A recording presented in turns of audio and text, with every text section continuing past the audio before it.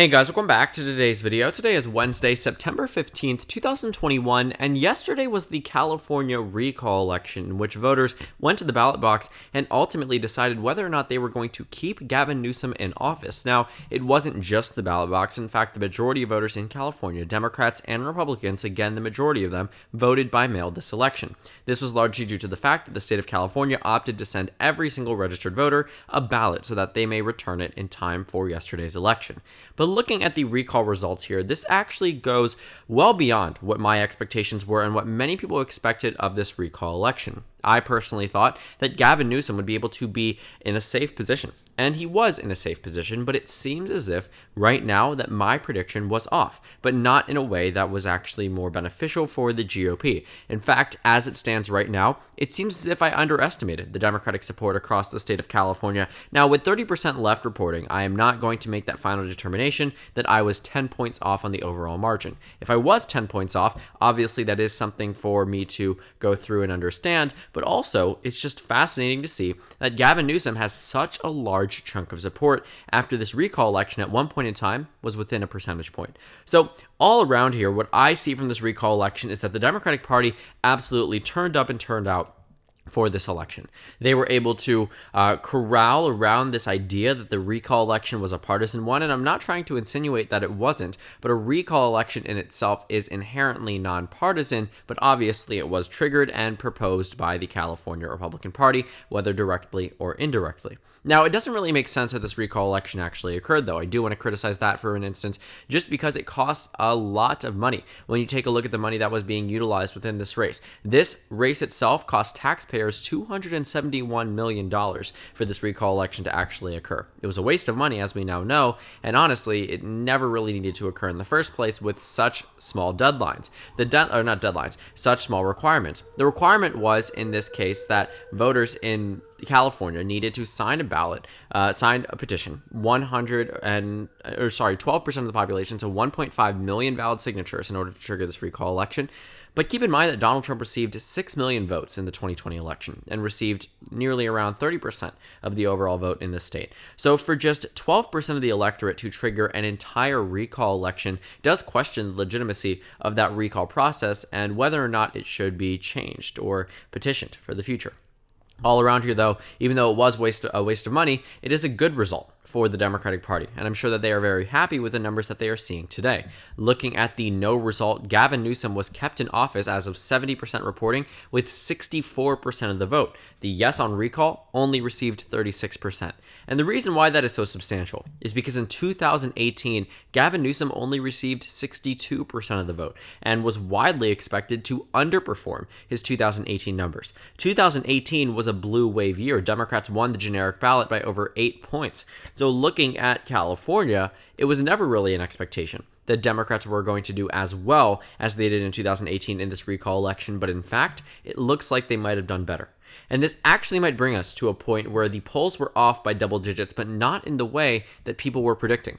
Many members of the right wing had a much closer result. In fact, the Trafalgar group expected the margin to be within 8 percentage points of this election. We now know that they had yet again another major miss when it comes down to polling data versus the actual election results. I mean, the Trafalgar group is probably one of the most unreliable pollsters that we've seen so far after the 2016 election. They missed the mark on many races in 2018. They got a few close to accurate, but not the most accurate in 2020. Missed a lot in 2020 as well. They said that Donald Trump would win Georgia by 7 points. We all know that didn't end up being true. They missed the Georgia runoff race, and then now they are missing the California recall election. But that's just an individual pollster. Let's not spend too much time talking about them individually. But overall here, Keep was expected to be there by 16 points, according to the polling data that we have. And based off the results here, it's nearly a 10-point increase. In fact, more than a 10-point increase. Because right now, this is a margin of victory of 27.8%.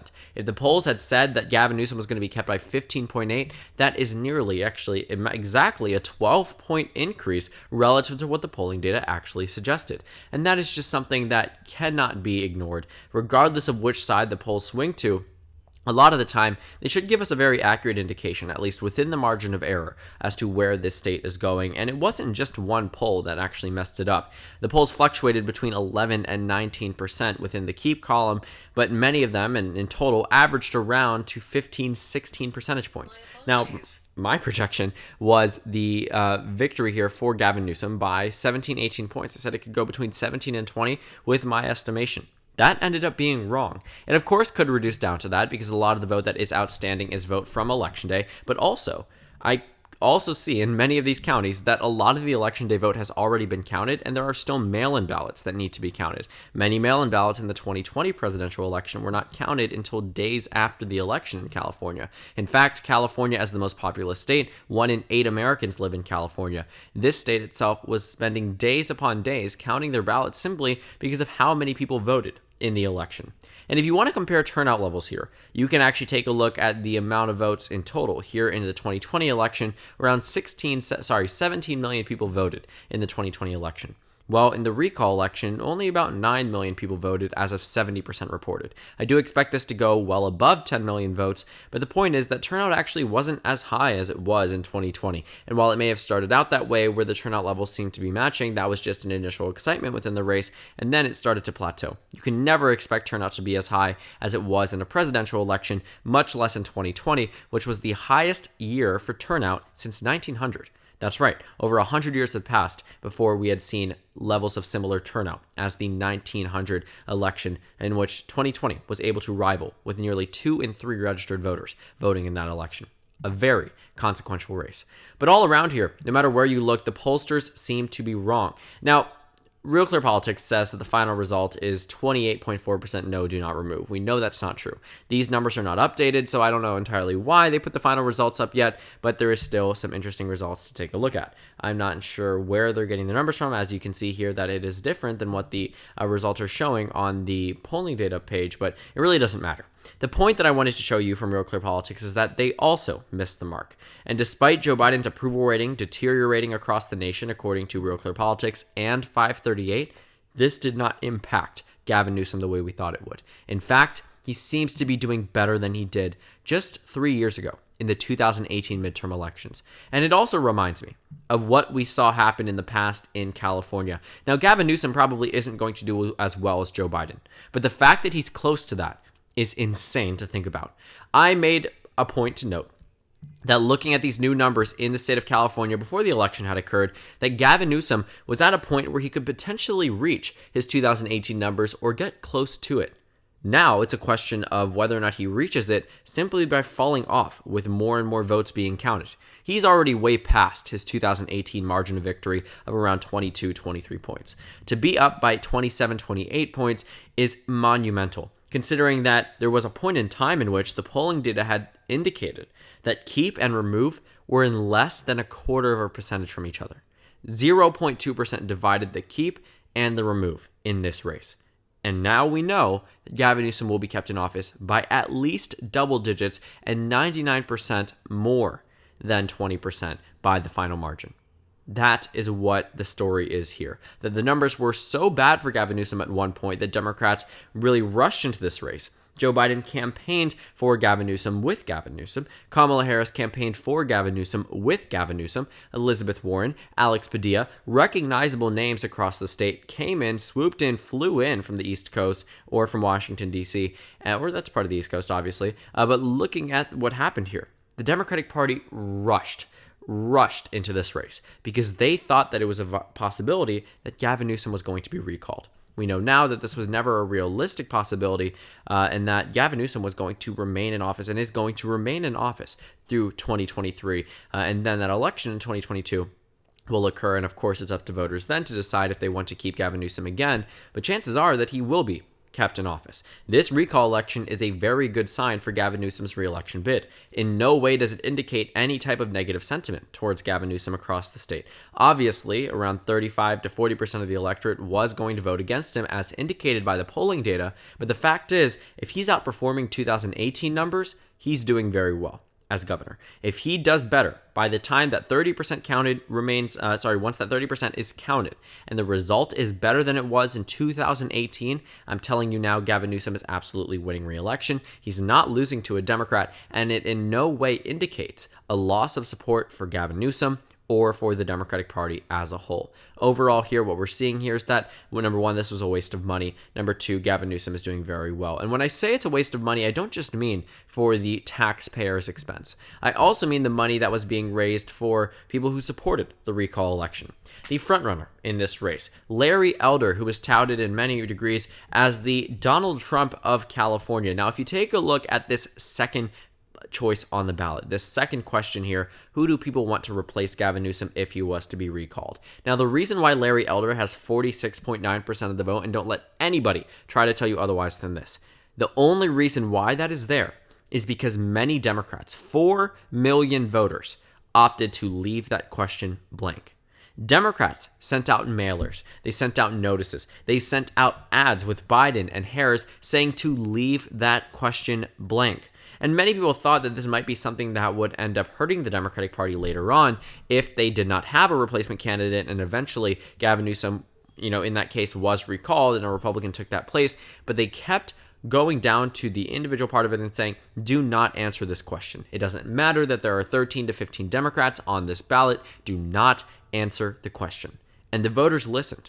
That's why Larry Elder is at 47%. Don't let anybody try to tell you that he was at 47% because of his popularity, because that simply isn't true. In fact, the yes votes got more votes than Larry Elder across the state, and 4 million people opted not to answer this second question. So if you're wondering for an explanation about that, that's where it comes from, and that's why Larry Elder has such a large lead. But you can see here that he raised over $18 million when it came down to this race. Now, $18 million doesn't exactly go a very long way. In California, I definitely think that more money could have been raised had this been a much more competitive race, but the numbers also in the fundraising might have indicated earlier on that this race wasn't going to be as competitive. Larry Elder didn't have the same name recognition as Gavin Newsom, and many Democratic voters are more afraid of him as governor than they are of Gavin Newsom as governor, and it doesn't even seem like they are at all afraid. The only reason why Democrats were really scared is because of the polling numbers indicating that the race was exceptionally close, but also the 2003 California gubernatorial race in which Arnold Schwarzenegger was able to replace the incumbent Democrat,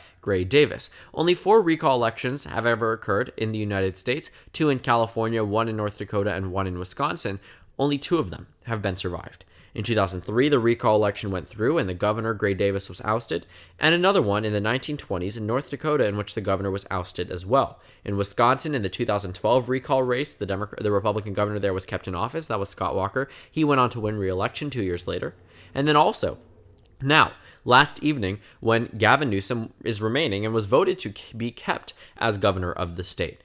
And it also will be a point of interest. Not only does Gavin Newsom outperform himself, but he outperforms President Obama. Obama only won California in 2008 by 24 points. In 2012, he only won it by 23.1%. While Gavin Newsom didn't outperform him in 2018, he very well could in this recall election.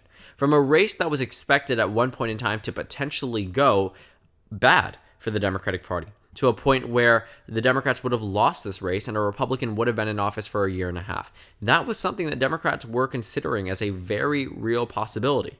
And had that occurred, they would have been absolutely horrified, terrified about the prospect of a Republican governor being in office with discussions about the Supreme Court, with discussions about abortion law, with discussions about everything. In the most populous state in the union, Democrats absolutely would be afraid to see a Republican there. But Republicans have no way to see this result as a positive one. I said earlier on, about 2-3 weeks ago, discussing that no matter what, the Republican Party would seemingly come out on top in this race. I do not believe that anymore. At that point in time, we were under the assumption that Gavin Newsom simply couldn't reach his 2018 numbers. The numbers were looking bad, and the Democrats were losing support on the generic ballot, losing support on the Biden approval rating, yet somehow, not only do they take advantage of the circumstances of our environment right now with COVID-19 in terms of mail-in ballots, but they also were able to bring out and inspire a base of Democrats in a time in which the President of the United States is being disapproved of from anywhere from 3 points to 11 points on the national level. A position in which we aren't in a blue wave year like 2018 was. Yet somehow, in this predicament, Gavin Newsom is kept in office by a larger margin than Obama won re-election in 2012, than Obama won his first election in 2008, rivaling Joe Biden, doing better than himself in 2018. All around, what I see in California is that this was a pushback, not on the Democratic Party by any standard, but more a pushback on President Trump, a pushback on candidates like Larry Elder, and it is clear here that Democrats can find support by pushing back and making this a partisan effort, and can find the inspiration, even if Joe Biden may not be the one who is approved of by a heavy amount, just as he was maybe 2 months ago. Biden was approved of 2 months ago. Democrats were leading the generic ballot. Now it seems as if the numbers are getting closer. Now it seems as if Joe Biden is falling out of public favor, and both of those are true. Yet Democrats were able to really drive up turnout in the state of California and ultimately keep Gavin Newsom in office by a larger margin than many previous politicians, including himself. Now, with 70% reported, 30% still needs to come in. A lot of this is election day vote, but a lot of it also is a mail-in vote, which means that it could end up balancing out. And I will be very intrigued to see what the final result is, and I will update you guys once we actually get there. So thank you guys so much for watching this video. Make sure to comment down suggestions below. Subscribe on the left if you haven't already, and check out the Instagram and Twitter. At the bottom left of the screen, there's also a Discord server for you to go ahead and join. On the screen, there's a video you can watch, and then a playlist for my 2021 election analysis videos. Again, thank you guys so much for watching, and I will see you all later today.